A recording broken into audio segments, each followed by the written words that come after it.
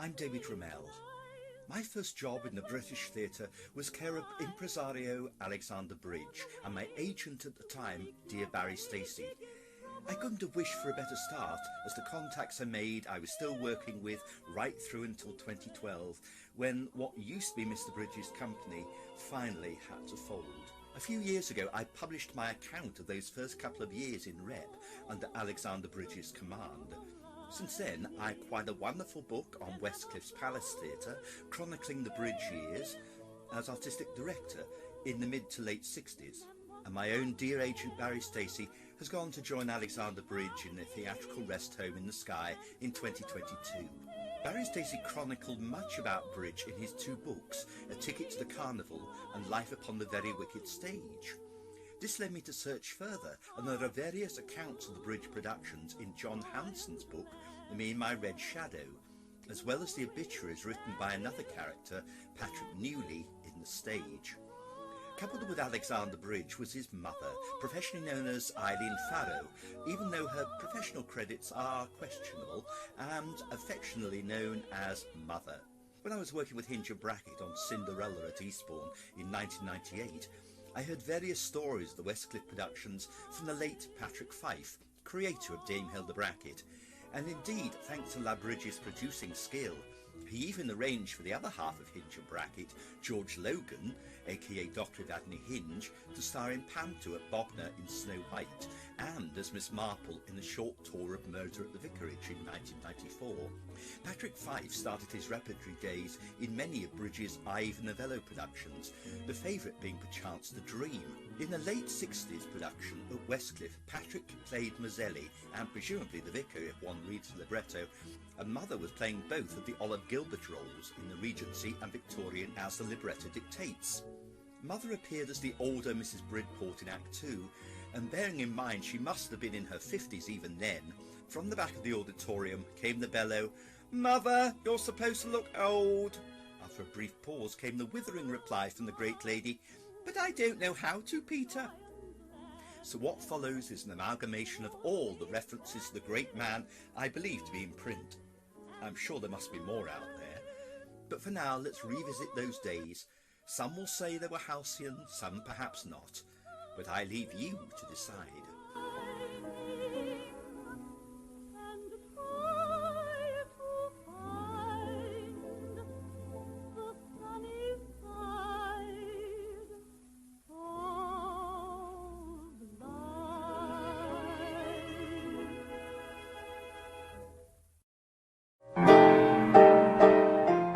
Tales from the Palace Theatre. These tales are constructed by Stuart Trotter from interviews by Charles Sharman Cox with some of the key people who worked at the Palace Theatre from the 1960s to the present day. The late Alexander Bridge, who was the only student at the Guildhall School ever to win the Major Director's Prize 2 years running, came from a well-known Benfleet business family. His father Norman had made a fortune from running coaches, and his mother, Eileen Farrow, was a well-known amateur actress and singer. Alexander was always known privately as Peter. A famous West End producer called Peter Bridge was already in the business, so he had to change his professional name. Barrie Stacey from his novel A Ticket to the Carnival. Chapter 9. A little further into the jungle of theatre presentation. A great friend of mine, Peter Todd, who is now the most sought-after youngster in the field of theatre management, was under-manager at the new Theatre Hull when Alexander Bridge presented the revival of Flarepath for a week. I'd worked for years as casting director for Alexander Bridge. His real name was Peter, but as there was already a famous West End producer of that name, Peter changed his professional name to Alexander. I cast Flarepath for him, and it turned out to be an excellent production. This was not expected, as I rate Alexander Bridge to be one of the cleverest directors it has been my privilege to work with. The week was a good one, and enjoyed by all. Another real man of the theatre is John Farrow. A shortish man, he has the ruddy complexion of a farmer and a genius of marketing, casting and promotion equal to the finest circus proprietor. I first met John when Alexander Bridge was presenting pantomime at the Intimate Theatre Palmer's Green. Not very well named, for it was anything but intimate and needed help in every way. The woodwork was tatty, the equipment prehistoric, and the stage settings were poor. However, the three of us set to and did wonders in 4 weeks, and the pantomime opened and was a great success. A large man in every way, Alexander Bridge again emerges as a great musical comedy director. He produced many shows during his reign at the Palace Theatre Westcliff, culminating in his own version of Caligula, which made Malcolm McDowell's version seem like a fairy tale, which is not what Alexander planned at all. He was called away when the play opened, and when he returned he could not believe his eyes. Gabby Vargas, a camp lady of great allure, was in the lead, and what she gave to great Caligula for a present had to be seen to be believed. The script declared that she'd be led on by a court animal of real beauty, and she was to cling to a diamante thread that was the collar of the dog, as Claudette Colbert had done in the earlier Cleopatra. However, a suitable dog had not yet been found. In the end, Alexander Bridge sent a minion to scour the streets and to find such a beast. This he did, and came back with a very mangy mongrel, which was very much the worse for wear. Miss Vargas was furious and refused to come out of her dressing room. However, a camp courtesan in this epic came into his own and designed a bow for the dog, which covered most of his deficiencies, and not the only thing he had going for him. Miss Vargas condescended to enter Caligula's court, and all was well. Whether the dog got his equity card, it was never revealed. Alexander Bridge always surrounded himself with a loyal company of actors, many of whom worked with him throughout his career, and one such person was Paul Greenhalgh, who joined Peter's Haymark Stage Productions Company from its beginning. He was 24 and had acted with the Royal Shakespeare Company before his agent fixed an audition for him at Peter Bridge's flat in Notting Hill, London. Paul's Tale. The flat was very strange and very dark. Peter used to pretend that he was into Satan and black magic. He once said to me, "I woke up one morning and the wall was covered with blood." But it was just a case of terrible damp when you went to see it. Just a big streak of wet wall which needed a damp course. I loved Peter, but he was a terrible liar. He had a secretary called Hilary Clulow. When you went to meet him, he used to say, "Oh, Hilary, would you just get this contract off to Diana Dawes? And, oh, take this contract off to Mandy Miller," a famous child star then. It just happened that I knew Mandy Miller, so I rang her up. Of course, she knew nothing about it. They called it weekly rep, but in reality, you didn't have a week to put on a play. With Peter, you started rehearsals on the Tuesday, and you had 2 matinees during the week, Wednesday and Saturday. So those afternoons were gone, because you finished rehearsing about 12. Peter had a very short attention span. He would be very keen on the first morning of rehearsals, but by 4 o'clock in the afternoon, he had totally lost interest. He would be eating cream cakes in the auditorium. Peter directed one play, I think it was an Agatha Christie, which he hadn't read. He didn't read half the things he directed. Very often we didn't even have a run-through. At the dress rehearsal on the Monday, you would go in and the set would be half up. And then about 3:30, you might start to vaguely go through it. Often we never even got to the end. Sometimes they would drop the curtain and we would carry on doing the dress rehearsal while the audience was coming in. At times, Ros Elvin, the acting ASM, would hide behind the sofa with a book in her hand, feeding me the lines. I do remember once there was a play with a lot of telephone calls. I would pick the phone up and say, "Hello," and I think, who is this? What am I supposed to say? Michael Hyatt, the stage manager, who sat in the prompt corner, would hold up cards telling me who was on the other end of the line. On one first night, Peter had to go to a meeting, so he didn't turn up. He never came to see the show he directed during the week because he couldn't be bothered. He had directed a show that he never saw. Peter's huge talent, though, was to get the right people together, and not only at Westcliff, but also later when he did his famous Ivor Novello tours. He always managed to get people who somehow all worked together really well. We never read the stage directions in these plays. We would simply wait for Peter to say, "You come on over there." Then he would let you do what you liked. He would say, "Oh, and I want you over here." And then you would have to find a way of getting there. He did have a very good eye for things. He was very good at making pictures on the stage. The first season, I didn't get much money. I think it was £15 a week, and the top salary was for Olga Lowe, who was on £25. The second season, Olga and I got the same £25, which was quite a lot of money then. I'm sure Peter fiddled the finances.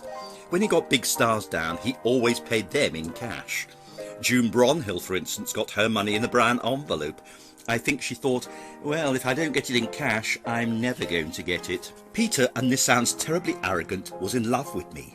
We never ever did it. Everybody thought that we were lovers, everybody, and it was completely untrue. He just, for some reason, loved me. He wanted to turn me into the star of Southend. I loved Peter. I absolutely loved him. I really did. And although he was in love with me, he never tried to make a pass at me, ever. But he did everything in his power to keep people away from me. If he thought anybody was getting too close, he would sack them. I remember that first panto I did for him. I couldn't sing and I couldn't dance. I was hopeless. And I was playing the principal boy. In the first few days of the run, I thought, God, I must be really bad. None of the cast will speak to me. And then one of them told me that Peter had said to them that on no account whatever were they to speak to me. The other thing Peter used to do, and this is something we discovered quite early on, was cause trouble. He would go to everybody and say, you know, so-and-so says this about you. And for a few weeks we all really didn't like each other. It was Olga who finally came into my room and said, why are you saying these awful things about me? And I said, what awful things? She replied, Peter said you said that about me. So we all discovered what he was doing and we could laugh about it. He had a deep, deep love of the theatre. He loved everything about it and had a great knowledge of plays. He would come up with some that I had never heard of, and he knew all the authors and where they had been produced. But when he started doing them, he lost interest. After Caligula was put to bed at Westcliff, and goodness knows who, with Alexander Bridge then took to the road with a first-class production of Noel Coward's Bittersweet. Many excellent pros started at Westcliff under the Bridge banner, including Peter Benson, star of TV's Albion Market, Andy Mulligan, Barbara Miller, Olga Lowe and many others. Alexander Bridge, after the Caligula episode at Westcliff, sailed out in midstream with a full-scale national tour of Noel Coward's Bittersweet, and I was the casting director. June Bronnell co-starred with Barry Sinclair, and John Larson was the third lead. It was superbly staged and exquisitely dressed, and I have always felt it was Alexander Bridge's finest production. It had an excellent supporting cast, which includes Sid Field's son Nicholas in one of his first parts, Audrey Laybourne, now a famous roly-poly, Barbara Farrell, Anthony Rowlands, Fernand Monast and Maggie Beckett. The tour was a long one and ran into many troubles early on. There was a particular episode at the King's Theatre, Edinburgh, when the assistant stage manager was having a frantic time trying to restrain two removal men from whipping the piano off stage during the show. It was in Act 2, and Miss Bronnell had yet to sing her aria. A little incident such as two heavies trying to reclaim the grand piano was certainly not on for the Australian canary. "Piss off," she screamed in the most ladylike manner. "You have no chance until I've sung my aria." With that, she went straight into Dear Little Cafe to rapturous applause. This sufficiently distracted the heavies, reeling from the shock of being spoken to in their own language by the Queen of Song, so that the stagehands could push the grand piano off at terrifying speed to a hidden haven in the wings of the stage. Because he had this love of the theatre, his parents thought, oh, we'll buy him one. Norman, his dad, was extremely wealthy, and his mother, Eileen Farrow, was a dreadful contralto who always sang as though she had a pound of plums in her mouth. They took the Palace Theatre lease on for Peter because they both thought he was a genius.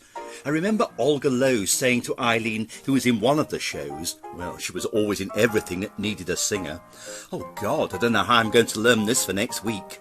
Eileen then said, "Well, what about poor Peter? He has to learn everybody's part." She honestly believed that Peter knew everyone's lines. She had no idea at all. She was like Hyacinth Bouquet. She had this posh voice which she would drop out of at times. She kept bees in her garden and would say, "Oh, I'm going home to get the honey." Then as she was leaving, she would turn round and say, "Good neat." Once, in the middle of a performance of Robert and Elizabeth, Peter was having trouble with a scene change. He sent Mother out to cover by singing, and she chose a song from Showboat, which had nothing to do with the show, but sang, "Birds gotta swim, fish gotta fly." When the mistake was later pointed out to her, she didn't turn a hair. She thought no one had noticed. Once John Errant came on as a priest in a Novello production, wearing a soap on a rope, very trendy at the time, rather than a crucifix. When Eileen was asked if she found it funny, she replied, "Oh no, I wasn't paying attention. I was in my part. I was saying to myself, I'm a gypsy princess, I'm a gypsy princess. Norman was in charge of the finances and had his office at the theatre. I loved Norman. He was absolutely adorable. But I came in one day during the first week of the pantomime rehearsals and found the stage manager and the ASM sitting on the stairs crying with laughter. And I said, "What's the matter?" And they replied, "We've just gone to Norman for money for props for the pantomime, and he's given us £1. £1 to prop the entire panto." Peter, on the other hand, was the complete opposite. He would say things like, "We need a horse here." And lo and behold, someone would turn up with a horse. We had one in Adventure Story, a play about Alexander the Great. As Alexander, I had to come on riding Bucephalus, who was famously white. But they couldn't get a white horse, so I had to make do with the brown one. Alexander also wore a red cloak, but they couldn't get a red cloak either, so I had a white one. And the horse came on, led by a man in a costume which didn't reach the floor, so you could see his trainers. On the first night, the horse shat and pissed everywhere, which summed up the production. I mean, to be honest, it wasn't that bad. All the costumes were from the film Antony and Cleopatra. I had all Richard Burton's outfits. This was a great idea, but none of them fitted me. All the old ladies at the matinees would applaud when I came on with these beautiful outfits, but I couldn't turn my back to them because I was all held together with safety pins. We had a goat in the tea house of the August moon, which ate everything. Barbara Miller, who was the marvellous character actress, used to feel sorry for this goat and would take it for a walk between shows. She was walking up the high street and somebody stopped her outside a flower shop and said, "Oh, we did enjoy last week's play." When she had finished talking, Barbara looked round to find the goat had eaten 3 buckets of daffodils. The Marilyn Cheney from Tales from the Palace Theatre. I did lots of public speaking, and it was through studio principal Peggy Batchelor that I met the Palace Theatre's artistic director Peter Bridge, known professionally as Alexander, because there was already a Peter Bridge in the business. He ran Haymarket Productions and was a real character. When directing, he would chain smoke, hopping from one foot to the other while lighting the next cigarette from the last one. You never knew what mood he'd be in. Sometimes he would be very friendly, other times he would just scowl at you. Actress Eileen Farrow was Alexander's mother. We all called her mother, and she was always in the Ivor Novello musicals. Peter thought he was the reincarnation of Ivor Novello. One day we were rehearsing one of those shows, and Mother suddenly stopped everyone and said, with an upper-class haughtiness, just a minute, someone is singing different from what I am." Patrick Fife was in the company, and he was often my stage partner. He used to take off Eileen to a T. Many years later, my mother told me one of my friends, whose name she couldn't remember, was in the Royal Command performance. So I watched it, and there was dear Patrick as Dame Hilda Brackett, with George Logan as Dr. Evadne Hinge, taking off Eileen Farrow. So he turned this impersonation of her into a career. Alexander Bridge loved having animals in the shows, but they could present a bit of a challenge. We had a goat for Tea House of the August Moon, August 1965, which ate everything and head-butted everybody. Waiting at the side of the stage, it would eat scripts and anything else it could get hold of. But when it went on stage, it disgraced itself and loads of small pellets rolled down the stage into the orchestra pit. Peter wanted to be Diaghilev, and that's what he looked like. He used to wear black coats down to the ground, but he couldn't quite carry it off. He was like a 12-year-old. For instance, he brought down Elsie Randolph, a musical star, to play in Hay Fever. We actually managed to do a run-through of this production, but at the end she went forward to ask Peter for notes. He was lying in the second row with his feet up, fast asleep. Halfway through the week he would be on to the next show. And if you had what he called a Palace of Varieties, which we did every few weeks, he would be supervising the costumes for the next show while we were rehearsing. All the costumes for next week's play would be laid out in the auditorium, and he'd be going through them with Chucky Sendall, the wardrobe mistress. I don't know how she did it, how she put up with him. She just seemed to adore Peter, even though he was horrible to her. He used to shout at her. He would also hire costumes from Angels in London, but we never went for fittings. They would just send them down, and you wouldn't get them until the afternoon of the play. Peter had a fantastic set designer called John Page, who saved many a terrible production with his amazing sets. Occasionally, though, Peter would buy a set from a London production. For instance, he purchased a set from the Ben Travers farce Thark. It had two settings, a 1930s room and Thark Castle, which was called Death Castle or something. So then he tried to find two plays that would fit into these sets. We did Theatre Royal, which was about the Barrymores, in the 30s set, but he couldn't think of anything for Death Castle, so he made up his own show. I think it was called The Blitz. We all came on and sang some rubbish against this terrible bleak black set. Peter did manage to get audiences for these productions, and he would get stars to play in them. I remember one day he said, I want to do A Taste of Honey. He always chose plays that had a good part for me, and we asked, so who's going to play the girl? He was getting frustrated with us, so he blurted out, Una Stubbs! And we thought, yes, I bet Una Stubbs. And lo and behold, who turned up on the Monday morning but Una Stubbs? He had engaged Oriel Ross, who was Max Reinhardt's leading lady. I don't know how she had been his leading lady, because she was just a piss artist, drunk most of the time. She would always make her entrance through the fireplace, because she couldn't get the idea that it wasn't a door. So in the end, Peter just let her do it. Every night she would come on carrying a basket of flowers through this huge stone fireplace. Peter got a lot of people to come down who were stars of the day, like Ray Martin. He even dragged Hetty King, the male impersonator, out of retirement. She was so old and lovely. She didn't want to be top of the bill because she said, I'm just too old. To make her feel better after she'd done her act, we all had to come on and do some silly cod ballet. Jessie Matthews and wee Georgie Wood came down to do Palace of Varieties. Some of these stars were absolutely delightful and some of them weren't. Jessie Matthews wasn't particularly nice. Two little girls came to the stage door and said to Barbara Miller, who was performing in the show Jessie was in, could you get us Jessie Matthews' autograph? And so Barbara took their programmes and said to Jessie, would you sign these? Oh, put them over there, dear, put them there, she said, pointing to her dressing table. And then later the girls came back, and again Barbara went to Jessie's room and said, have you signed the programmes? And Jessie replied, oh, yes. What is your name, dear? Jessie Matthews had no idea who Barbara was, and that it was Barbara who was holding the whole show together. Chili Bouchier was a film star in the 40s, and she came down to do Gigi. I didn't like her very much. She was one of those actresses who, when she acted, looked at the top of your head. She never even looked at you in the eye. I was doing a scene with her and the set was very dark. Peter suddenly said, Chili, I think we'll have a lime on you here. And she replied, oh, how lovely. I was in even more darkness than she was, so I said, what about my effing lime? She looked at me as if she could have killed me.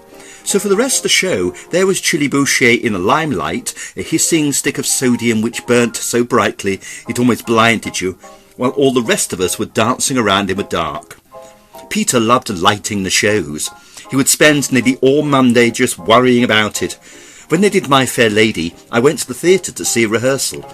The poor man playing Professor Higgins was in a terrible state. Peter said to him, step forward here and the cloth will come down behind you. Then you do your song in front of the cloth. When it came to the dress rehearsal, the cloth wasn't there. Peter said, come on forward. And the actor replied, I thought you said the cloth was coming down behind me. And Peter said, can you see it up there? And the actor replied, no. So Peter said, well, it won't be coming down then, will it? I loved Clarkson Rose, the great pantomime dame, and he loved me. I was no threat to him. He had worked with all those incredible Principal Boys, Norman Wisdom, and people like that who had stolen the show from him. Of course I didn't. I just did exactly what I was told. I had this wonderful letter from him saying, you're the best Principal Boy I have ever worked with. He would just tell me what to do, and I would just do it. He had a dresser who I think was in love with him. She used to dress him and then run round the front every time he had an entrance and start the round of applause for him at the back of the stalls. He was lovely, Clarky, but again so old. There was an actor called Peter Forrest, who was universally known as Twiggy Forrest. He was a big bumbling guy who was very sweet. I don't remember what he was like as an actor, but I do know he had an accident and lost one of his legs, so poor Twiggy ended up with a wooden leg. But while he had two legs, he acted for Peter. Because I couldn't sing, Peter would always make sure, if I was playing a character that had to, that I was off stage at the time so that Twiggy could sing the song for me. The people on stage would say, "Oh, listen, he's singing." They would all stand in rapture. Then I would come on and they would say, "Oh, that was wonderful." But it would really be Twiggy standing in the wings trying to make his voice higher than it was. He'd always ask, "Was that all right? Do you think that was all right?" And I would say, "It was lovely, Twiggy. It was lovely." And darling Olga, of course, was far too old for the part she was given. She was well into her 40s when she played what was supposed to be an 18-year-old in The Blue Angel, in a wig which made her look like Diana Dawes. It was a terrible production, absolutely terrible. Luckily I wasn't in it, but I do remember that Peter thought Olga wasn't singing enough songs in it. So he put in Lily Marlene, which had nothing to do with The Blue Angel at all. She sang the song standing underneath a lamppost, dressed as a tart for some reason, and then walked off. The next scene was set in a nightclub, but nobody had arranged at the dress rehearsal to get the street lamp off. Norman Gay, who was supposed to be playing the compere of the show, came on, put the lamp under his arm, and walked off. Peter always played the dame or villain in the pantomimes. He loved it. But of course he would get bored and start saying, "I don't feel well." We knew then that his understudy was going to have to go on. When people took against Peter, they really hated him. But I never knew how anyone could hate him, even when he was being a monster and talking about Satan and things. I mean, you just couldn't take it all seriously. And believe it or not, he would write his own reviews for the local paper. I don't know how he got them in there, but they were always glowing, especially about me and Mother. We received rave reviews week after week after week. I don't know who they thought he was, unless of course he was paying somebody. He called himself Peter Quatermain. The palace was full of nice people, like the ladies who rang the box office, Dolly and Dot. They were lovely, and the usherettes, they were all lovely as well. They would talk to you and say, "Oh, we adored last week's show." There was such an enthusiasm for the theatre. It's the most fantastic stage to act on. It's what you imagine a real theatre should be, beautiful and really, really intimate. You feel as though you're wearing it when you're performing. There isn't a dead seat in the house. All the fans used to come and sit in the gallery. I left before the end of the last season. On the recommendation of the old film actor Victor Moderne, Jean Diamond, who was a top agent with the grades, came down to see me in the Novello show. She wanted to get me out because she could see what was going on there. It was clear the whole thing was beginning to fall apart. By then Peter had lost his knack of getting the right people. He started to employ a lot of bitchy queens, to be honest, who were all fighting one another. It was a completely different sort of company.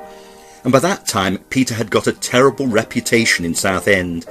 A lot of people were out to get him. Towards the end the council didn't get their rent. That was probably the trouble. Peter's dad had also run out of money and just couldn't continue. Peter's last production was a Palace of Varieties, ironically called The Last Laugh. I kept in touch with Peter and did tours of Novello musicals for him. He thought he was the reincarnation of Ivor himself, though the dates of course don't tally. Perhaps he thought Ivor's spirit had passed into his body when he died. I'm not particularly proud of the productions I did for Peter, but I'm proud of the fact that we went through it all and survived. If you got a group of people together now and said, "Right, we're going to put Adventure Story on by next Monday," I mean, you wouldn't even dream of it. But we did. I remember waking up on the morning of Adventure Story, the Monday morning, and thinking, I don't want to get out of bed. I didn't know the part. Later Peter took me out front and showed me the poster which said, "Paul Greenhalgh in Adventure Story." My name was bigger than the title of the play. Peter thought that it would please me and make me feel good. But it didn't. It made me feel worse. I remember thinking, I can't do this. I just can't do it. But somehow we did. I went to his funeral. He'd fallen out with Olga, so she was forbidden to go. He'd written some amateur shows with her, and he never paid her anything. The amateurs probably made more money out of her shows than she did.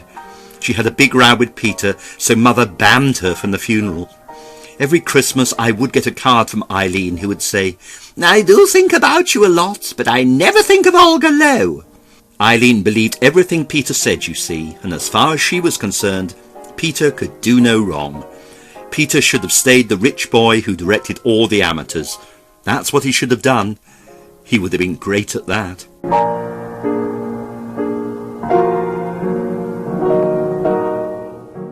I recall another tea time story for your delectation and hopeful delight. The patrons of my cafe, the As You Like It, were heavily into tea one matinee day when a cab drew up outside and the driver called for attention. As it turned out, he wanted some service. At the time, I was serving 12 nuns from Sound of Music at nearby Palace Theatre, who always visited on matinee days. The show was as corny as Kansas in August, but bursting with good tunes and pure delight for all that. I went outside to answer the cabby's request and found Joan Sutherland, June Bronnell and Alexander Bridge all more than a little merry. They'd been to a particularly drinky reception at lunchtime.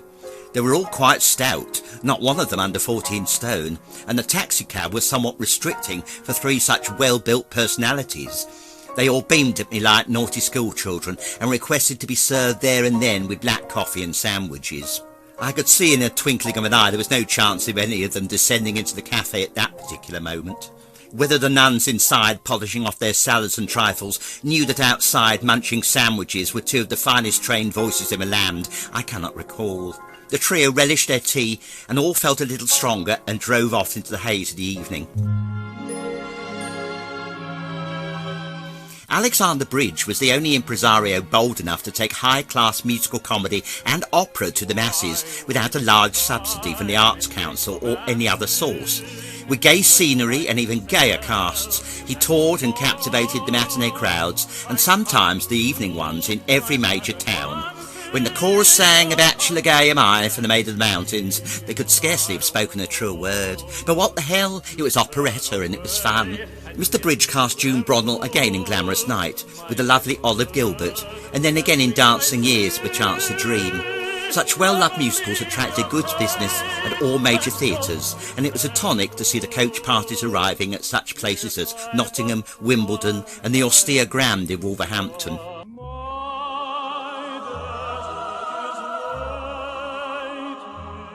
It was through Alexander Bridge that I met John Hanson. I was attending a rehearsal for the Desert Song when there was a break in the proceedings. Perhaps they'd run out of sand or red cloak, but it gave me a good chance to speak to Mr. Hanson. I had a little investment in the show, thus I merited some attention, quite apart from being the casting director. Of course, John Hanson did not need any rehearsal. He knew the part and piece backwards, and every camel by name.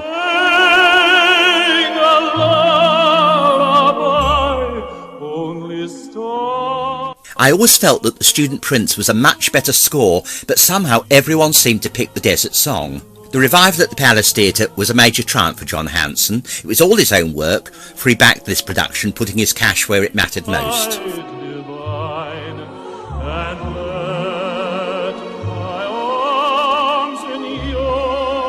John Hanson, from his book Me and My Red Shadow, an autobiography. During the spring of 1971, Rennie Stephan rang me suggesting that I should meet Alexander Bridge, a producer who was currently presenting touring musicals. We met at Rennie's office and Mr. Bridge suggested I might like to do a musical with him. After discussion, we settled on A Waltz Dream, the first musical I had played as an amateur in Coventry. I had already agreed to appear in a 15-week summer season at the Festival Theatre Paynton, but it was arranged that The Waltz Dream would follow on immediately, giving me only a week in which to rehearse. This was to enable Mr. Bridge to arrange a sufficiently long tour to make it financially viable. To make sure I didn't get lazy during the peak of the season, Billy Marsh booked me into a short series of concerts at the Bournemouth Pavilion. And as soon as these were over, I was busy chasing up and down to London to rehearse The Waltz Dream. I had exactly 1 week's rehearsal after the Paynton show ended to get myself word perfect in the part. And although I know repertory actors do this sort of thing all the time, as a singer I found it very difficult. The Waltz Dream was a pleasant, unpretentious little show, with the lovely Viennese music of Oscar Strauss. It did good business, apart from 1 week in November at Bournemouth. We had to play the Pier Theatre as the pavilion was being decorated, and to make matters worse, a new flyover was being built in front of the pier. The general impression was that of a windswept bomb site. It was bitterly cold, and on Monday night, when the cast switched on all the electric fires in the dressing rooms, the theatre circuit was so overloaded that all the stage lights went out. The half-frozen audience sat with car rugs over their legs, and needless to say, the theatre wasn't exactly overfull. Not a very happy week, but the show still survived. We finished up with 3 excellent weeks at Wolverhampton, Birmingham and Wimbledon, and I was already planning my coming pantomime at Bradford. During 1972, Alexander Bridge had been in touch with me again, and after several discussions we decided to produce a new version of Lilac Time, the production to open at the end of January 1973. Love serenade so soft and so tender, stealing through the night. This particular presentation of Lilac Time was blessed with an especially fortunate send-off. I was booked to appear in ATV's Golden Shot on the 31st of December 1972, just a few weeks before the show was due to open its 20-week tour. The television programme featured several scenes from my various revivals, including of course Lilac Time, and this was a real shot in the arm for the box office. Lilac Time opened at Hull. As usual, we were fighting the clock and costumes were still being fitted and altered for most of the first week. I always felt that Alexander Bridge considered the first week of the show to be part of the rehearsal period. Nevertheless, the tour of Lilac Time proved to be very successful, and it ran until the middle of June. The following year, as soon as I finished in summer season, I plunged straight into rehearsals for another musical for Alexander Bridge, The Desert Song.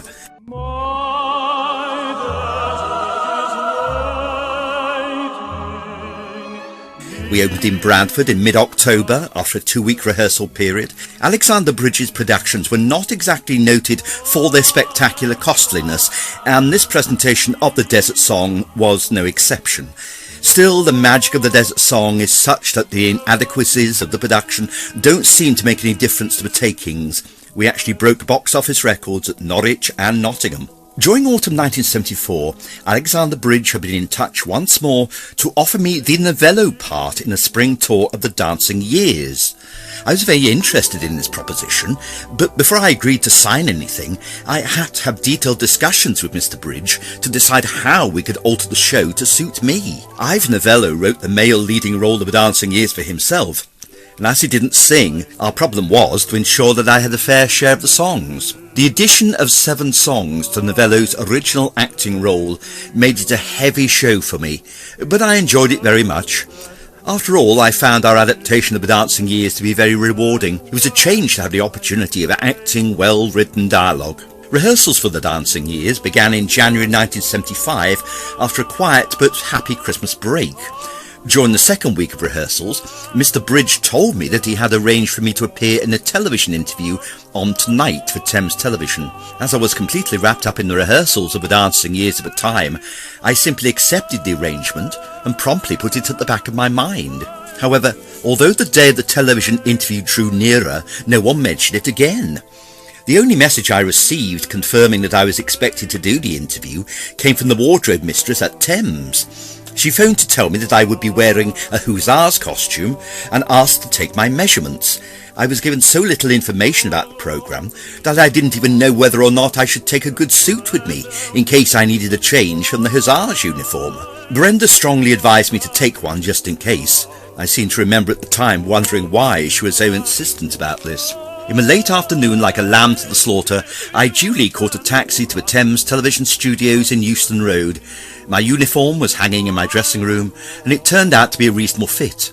However, when I arrived at the studio itself, I was amazed to find that Joyce Mantray, my leading lady from The Dancing Years, was waiting for me. She hadn't said a word about being in the programme.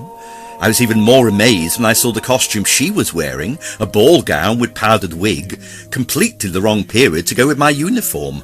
By this time I was beginning to get rather irritated by the apparent indifference and incompetence of the television production team, and when my musical director, Derek Taverner, began to play our duet too quickly, I ran out of patience, stopped short and made him start again. I didn't know it, but the piano accompaniment had been pre-recorded, together with a few bars of boogie woogie. When the boogie woogie started, I stopped dead, feeling completely lost.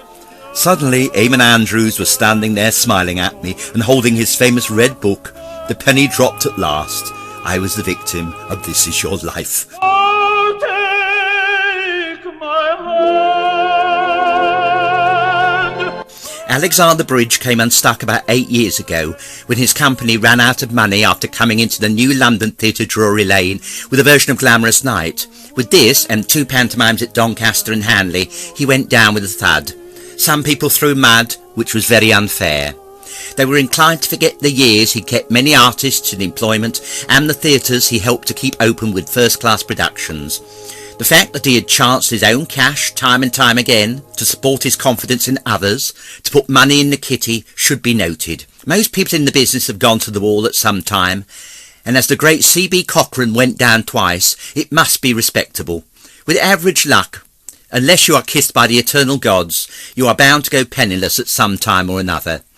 The only footnote I'd like to add to this, when it happens, go to the wall in mink with a glass of champagne in your hand and retain a beautiful coloured maid to open the door to the bailiffs. There is nothing to beat style.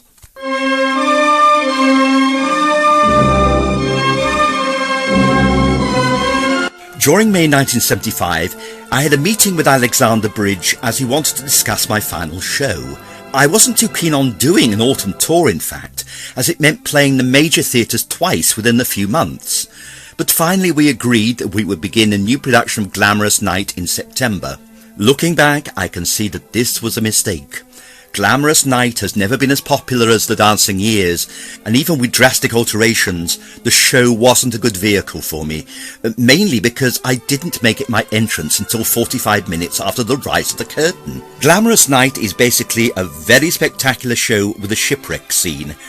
Our show proved to be spectacularly inadequate in sets, costumes and cast, and it soon became clear that the show was being mounted with insufficient financial backing. The main trouble was that we just didn't have sufficient dates. The first week out came after only 3 weeks of touring. We played 4 more good dates, and then came another vacant week. The third week of November was also free, and in a desperate attempt to keep the show running, Mr. Bridge booked it into the new London Theatre in the West End for 1 week. At the best of times, this is a difficult theatre to fill, without any prior publicity. Our rather sad little production of Glamorous Night just didn't stand unearthly. We did a very poor week and ended the show with an equally bad one at Manchester. At the end of the ill-starred tour, I was due 3 weeks' salary, which I never received. Bridges' company, West End Artists, proceeded to stage 2 pantomimes in the provinces, one with Tommy Trinder. When both of them failed through lack of funds, West End Artists went bankrupt, and that was that. Although at the time I lost an appreciable amount of money, I still felt rather sad that Alexander Bridge had to go out of business. He had helped to keep the old musicals alive, sometimes with considerable flair. Inadequate financial backing, together with rising inflation, had finally resulted in the failure of his run of revivals.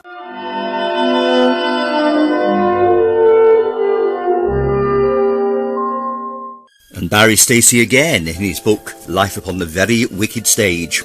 I really can't write a chapter on impresarios without mentioning Alexander Bridge, known as Mama Bridge in the trade. Peter was his real name.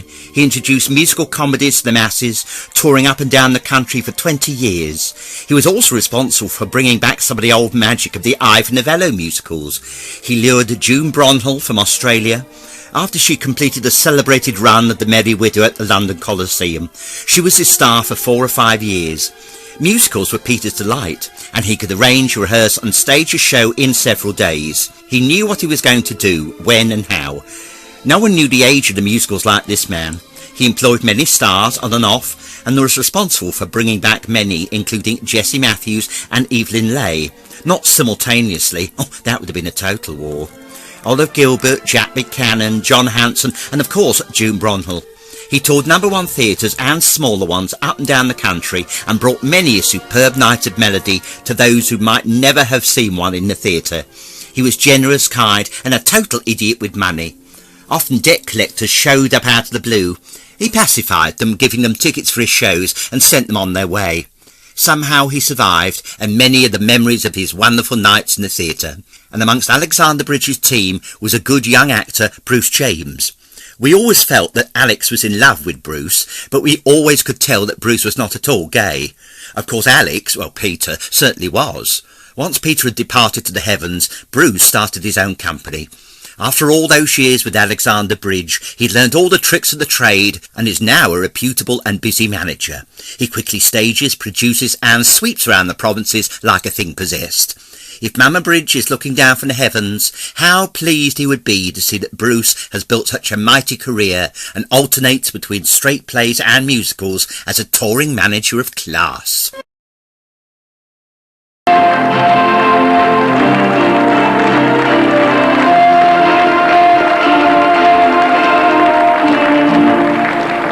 Ladies and gentlemen, thank you for being a wonderful audience this evening, and thank you for being with us on this, the centenary of Ivan Novello's life, and particularly this production of Chance to Dream. I shall be returning to the Oval next year several times to bring you a variety of different productions. Amongst those, there are three great musicals. The first will be at Easter, which is a new musical production of Beauty and the Beast, which is a musical, not a pantomime. Then in June, we will be bringing you the Lion Part musical, Lock Up Your Daughters.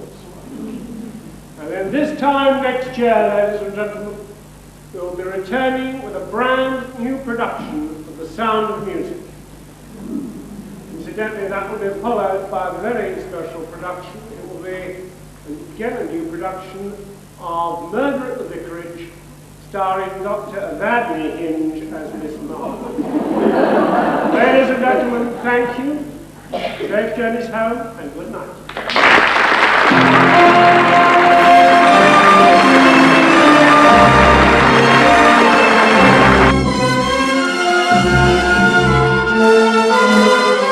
Patrick Newley in the stage, 24th of April 1994. It was perhaps rather fitting that on the day that the impresario Alexander Bridge died, on March the 15th, that on the television they were showing the film 42nd Street, a classic movie about showbiz which portrayed a manic producer with a heart of gold who shouted at the chorus girls and was forever worried about money in the box office. But the end result was that the show was a smash and everybody ended up a star. The similarity is interesting to say the least. Alexander Bridge was one of Britain's greatest variety producers, a genial man who probably employed more people than anyone, and had the rather dubious claim of fame that he was the longest member of Equity to be blacklisted. If you read your Equity journal, it would never have been the same without seeing his name on the back page. Artists were advised to contact the Equity office before signing up with him. Not that this in any way bothered him, or indeed theatre managements. The name Bridge on the bill meant that you had a full theatre. Plays, musicals and variety shows, even exhibitions. Bridge was a true showman in the tradition of America's P.T. Barnum, and like him frequently went broke. Like the great actor-managers of the past, such as Sir Donald Wolfett and Robert Atkins, he invested every penny of his own money into a show, frequently lost it and yet survived to tell the tale. No Arts Council grants for the man, and he wouldn't have dreamt of even asking for one. He changed banks half a dozen times, cheques would occasionally bounce, eyebrows were raised, but his attitude was quite simply, bums on seats and give the public what they want. He was a character, to say the least. Alexander Bridge was born on May the 12th, 1939 in Westcliff-on-Sea, and appeared in school plays before going to the Guildhall School of Music and Drama at the age of 19. At the age of 19, he had begun producing shows at the Palace Theatre in Westcliff, variety, music hall, and even Ivan Novello shows starring his mother, the well-known opera singer Eileen Farrow, with whom he lived until his death. As his career progressed in musical theatre, both as performer, he became a noted pantomime dame and producer. He became known as one of the country's leading authorities on music hall and panto, and was often in demand for after-dinner speeches and interviews on radio and television. He was a shrewd director, balancing his work with semi-professional and both professional productions and credits, included Hair, The Desert Song, Lilac Time, A Waltz Dream, Dancing Years and Glamorous Night. He toured the provinces with revivals, usually sold out, of The Sound of Music, The King and I, Pickwick, which starred Milo O'Shea, and one-nighters with headliners such as Tommy Trimder, Jesse Matthews, Una Stubbs, Sue Pollard and Gemma Craven. Bridge was a throwback to the great days of actor management, and he lived and breathed theatre. Not for nothing then that when his sudden death was announced, the tributes from the world of variety poured in. Actor manager Aubrey Phillips commented, "I was always a rival of his and always used to try and pinch his dates because he tried to pinch mine. But in all the years I have been in the business, I have never met such a gentleman, and nobody ever had a bad word to say about him. We always had a sneaking respect for each other, and the profession is a very sad place without him." Agent Keith Solberg said, "He was the last of a dying breed. He knew how to fill theatres and treated his artists with respect. Not many people could manage to pack an Ivor Novello show for a week in Bangor, but he did. I admired him enormously." Jack Seaton, water rat and chairman of the British Music Hall Society, told the Stage and Television Today, "His death is a very great loss to variety and music hall. Here was a great showman to his fingertips. He really was the last of the great actor managers, people who took risks but were totally dedicated to the world of theatre. I once asked his mother, Eileen Farrow, now 88, what it was like living in the same house as her son. She smiled, laughed out loud and said, 'Oh, he's not a mammy's boy, you know. He's my BF.' When I gingerly questioned the great lady what BF meant, she replied, 'Oh, he's my best friend, the same as he is to everybody in show business.' And of course you couldn't really get a better comment and summing up of the man's life, personal and professional, anything else than that."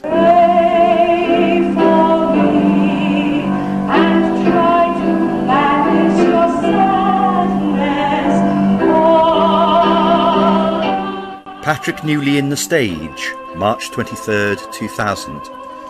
Eileen Farrow, who died on March the 12th at the age of 89, had a glorious singing voice which she used to remarkable effect in musical comedy and revivals of Ivor Novello shows. She had known the composer in her youth and was determined to keep his lavish and patriotic music alive. The mother of producer Alexander Bridge, also known as Peter, she was an inspiration to him, and he largely built his touring productions around her talents. Like her, he had a great affinity with Novello's work. Farrow appeared in provincial productions of Dancing Years, Careless Rapture, Glamorous Nights and King's Rhapsody. She also starred in the revival of Perchance to Dream during the 80s. Popular among younger performers, she became something of a mother figure to many, offering and giving advice where needed, particularly about voice coaching and singing. She was also a well-liked act in touring music hall shows, working for Jack Seaton on many occasions, as well as appearing regularly for the British Music Hall Society in the 80s. Her signature tune, Fly Home Little Heart, was a favourite with audiences. Co-performer Bruce James recalled, "Eileen was a lovely lady with a fabulous voice. She had charisma and inspired all who worked with her." Her son, Alexander Bridge, died in 1994. Farrow's funeral was held on March 20th, and details of a memorial service will be announced at a later date.